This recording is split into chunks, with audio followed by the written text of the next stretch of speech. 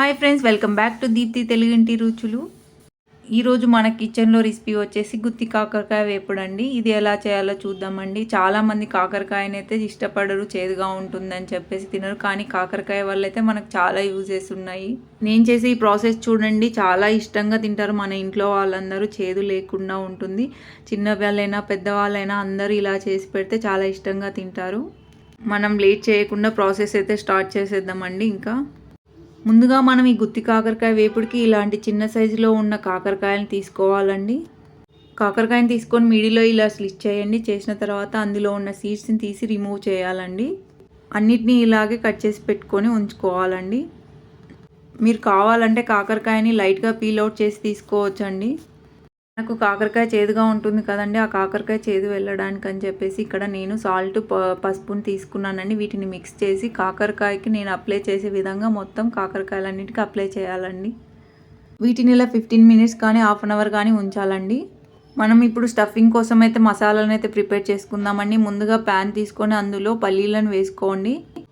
పల్లీలను అయితే ఇలా ఫ్రై చేసుకోవాలండి. ఇప్పుడు అదే ప్యాన్లో మనం డ్రై చిల్లీని వెల్లుల్లిని వేసుకోవాలండి. అలాగే ఇందులోకి 2 టేబుల్ స్పూన్ ధనియాలు, 1 టేబుల్ స్పూన్ నువ్వులు, 1 టేబుల్ స్పూన్ జీలకర్ర తీసుకోవాలండి. 2 మినిట్స్ మీడియం ఫ్లేమ్ పెట్టి బాగా ఫ్రై చేసుకోవాలండి వీటన్నిటిని. అలాగే కొంచెం డ్రై కొబ్బరి వేసుకొని ఫ్రై చేసుకోవాలండి. ఇవన్నీ చల్లారిన తర్వాత మనం ఫ్రై చేసుకున్న వీటన్నిటిని తీసుకొని ఒక మిక్సీ జార్ తీసుకొని అందులో వేసి గ్రైండ్ చేసుకోవాలండి బాగా మెత్తగా.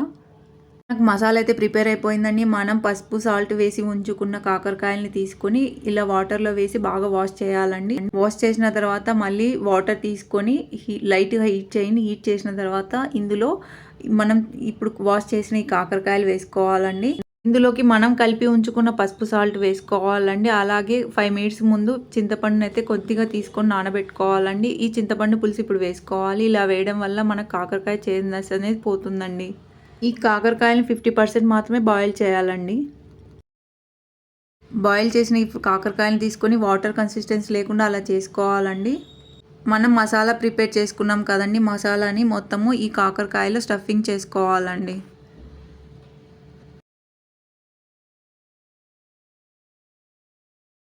మనకైతే ఆ కాకరకాయల వల్ల అయితే చాలా ఆరోగ్యకరమైన పోషకాలు అయితే మనకైతే అందుతాయండి.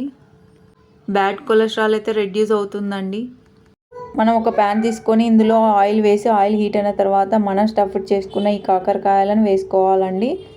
వీటిని వేసిన తర్వాత మనం ఒక 2 మినిట్స్ ఫ్రై చేయాలండి. అలానే పెట్టి ఉంచాలి. వీటిని మీడియం ఫ్లేమ్లో పెట్టి ఫ్రై చేసుకోవాలండి.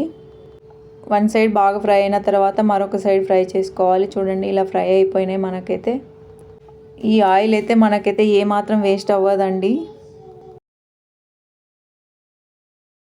మనం కాకరకాయలో సీడ్స్ అన్నీ తీసి పక్కకు ఉంచుకున్నాం కదండి, ఆ కాకరకాయ సీడ్స్ని తీసుకొని ఇప్పుడు ఇందులో వేసుకోవాలండి. ఇందులో వేసి బాగా ఫ్రై చేసుకోండి ఒక 1 మినిట్ పాటు. ఇలా ఆయిల్లో ఫ్రై చేస్తే ఇవి చాలా క్రిస్పీగా వస్తాయండి. ఇందులోకి మనం హ్యాండ్ఫుల్ ఫ్రై చేసిన పల్లీలను వేసుకోవాలండి.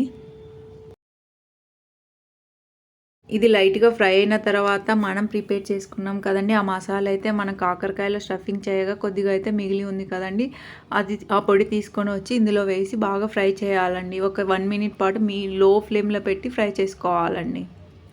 చూడండి, ఈ పొడి అయితే మొత్తం ఆయిల్ అంతా అబ్జర్వ్ చేసేసింది. ఇలా ఆయిల్లో ఫ్రై చేయడం వల్ల ఈ పొడి అయితే మనకు చాలా మంచి ఫ్లేవర్ అయితే వస్తుందండి. ఇంకేముందండి, మనకైతే గుత్తి కాకరకాయ వేపుడైతే రెడీ అయిపోయిందండి. మనం ఫ్రై చేసుకున్న ఈ గుత్తి కాకరకాయలని తీసుకొని ఇందులో పొడిలో వేసుకొని బాగా మిక్స్ చేసుకొని సర్వ్ చేసుకోవడమే అండి.